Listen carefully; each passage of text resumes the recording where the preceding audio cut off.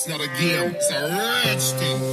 Hey, sahabat kece dan badminton lovers. Minggu ini mungkin akan menjadi minggu yang berat untuk badminton lovers di tengah antusiasme dan harapan yang cukup lama terbangun untuk menyaksikan para pemain pelatnas mengikuti Thomas Uber Cup dan Denmark Open 1 juga Denmark Open 2. Kita harus dihadapkan pada sebuah keputusan PBSI yang akhirnya memilih mundur dari Piala Supremasi tersebut. So, selama bulan Oktober, badminton lovers Indonesia hanya akan menjadi penonton untuk menyaksikan Thomas Uber Cup, Denmark Open 1 dan juga 2. Ya, banyaknya negara besar bulu tangkis seperti Indonesia, Korea Selatan dan juga Taiwan yang memilih mundur juga otomatis mengurangi gengsi dari turnamen itu sendiri. Well, kita tinggalkan mundurnya Indonesia dari Thomas Uber Cup 2020 dan kali ini info-info kece akan menyorot 3 pemain muda berbakat yang penampilannya sangat gemilang di sepanjang simulasi Piala Thomas Uber 2020 kemarin. Yaps, 3 pemain putri tersebut adalah Putri Kusuma Wardani, pasangan Siti Fadia Silva Ramadanti dan Ripka Sugiarto, juga Komang Ayu Cahyadewi. Ketiganya sukses menyapu bersih kemenangan saat membela timnya masing-masing di simulasi Piala Uber. Yaps, kita mulai dari Putri Kusuma Wardani, ranking 262 dunia. Pemain bongsor yang memiliki tinggi badan 172 cm tersebut berusia 18 tahun. Dan dia sukses mengalahkan 3 pemain senior sekaligus 3 pemain berperingkat terbaik di Indonesia. Ya, Putri KW biasa disebut mengalahkan pemain ranking 35 dunia Ruseli Hartawan 2114, 2117. Kemudian di pertandingan kedua, Putri mampu mengalahkan pemain ranking 21 dunia Gregoria Mariska Tunjung 2117, 521 dan 2118. Dan yang terakhir, Putri KW menciptakan kemenangan ketiganya dengan mengalahkan pemain ranking 33 dunia Fitriani 219, 24, 22. Kemudian pemain kedua yang sukses menyapu bersih di sepanjang simulasi Piala Uber kemarin adalah pasangan ganda putri Siti Fadia Silva Ramadanti dan Ripka Sugiarto, ranking 32 dunia. Setelah mundurnya Greysia Poli, mereka memang menjadi unggulan pertama di simulasi tersebut.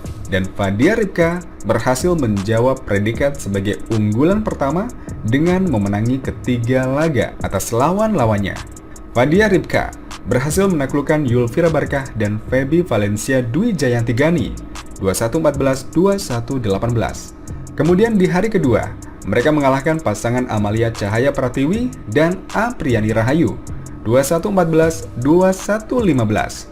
Di hari terakhir, Siti Fadia Silva Ramadanti dan Ripka Sugiarto berhasil mengalahkan Febriana Dwi Puji Kusuma dan Putri Syaika 2119, 2113.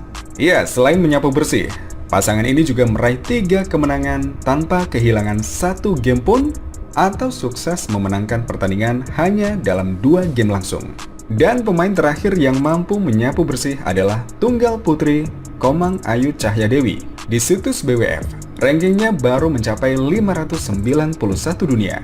Namun secara kualitas, dia sudah bisa berada di top 100. Pemain 17 tahun ini berhasil mengalahkan 3 pemain lainnya. Aisyah Sativa Fatetani, ranking 387 dunia, 2114, 2110. Kemudian mengalahkan Esther Nurmi Triwardoyo, 2119, 1721 dan 2119. Dan di pertandingan terakhir, mampu mengalahkan Bilkis Pratista 219, 2118. Sebelumnya Komang juga membuat kejutan dengan mengalahkan Fitriani di PBSI Home Turnamen bulan Juli kemarin 2113, 2119. Ya, perjalanan Putri KW, Komang, dan pemain muda lainnya memang masih jauh dengan ranking yang masih ratusan. Mereka masih butuh waktu untuk memperbaiki ranking dan semoga jika pandemi COVID-19 berakhir, pemain-pemain muda Indonesia yang sangat berbakat ini bukan cuma mereka berdua, namun para junior. Ada Saifi Rizka Nur Hidayah, Stefani Wijaya, Esther Nurumi Triwardoyo. Di ganda putri ada Jessi Talani, Febriana Putri Syaika, Melanie Triola, maupun Rahel Melisha, dan pemain lainnya yang cukup berpotensi menjadi pemain top dunia di kemudian hari. Ya, kembali lagi, mereka harus banyak mengikuti turnamen untuk mendongkrak ranking mereka. Karena untuk mengikuti turnamen besar, minimal Super 300, paling tidak seorang pemain berada di 50 besar dunia supaya aman dan tidak hanya terdaftar sebagai cadangan. So, jangan sampai ada pertanyaan kenapa Putri KW nggak diturunkan di Denmark Open, di Indonesia Open, atau di turnamen lainnya. Ya, karena rankingnya baru mencapai 262 dunia dan langkahnya masih jauh untuk mengejar dan mendongkrak ranking supaya bisa naik terus dan lolos untuk mengikuti turnamen-turnamen besar serta bersaing di level atas pada masanya nanti. Ya, kita doakan saja pandemi segera berakhir dan bersama-sama menjadi saksi perjalanan para pemain muda Indonesia mencapai top level 1, 2, hingga 3 tahun ke depan.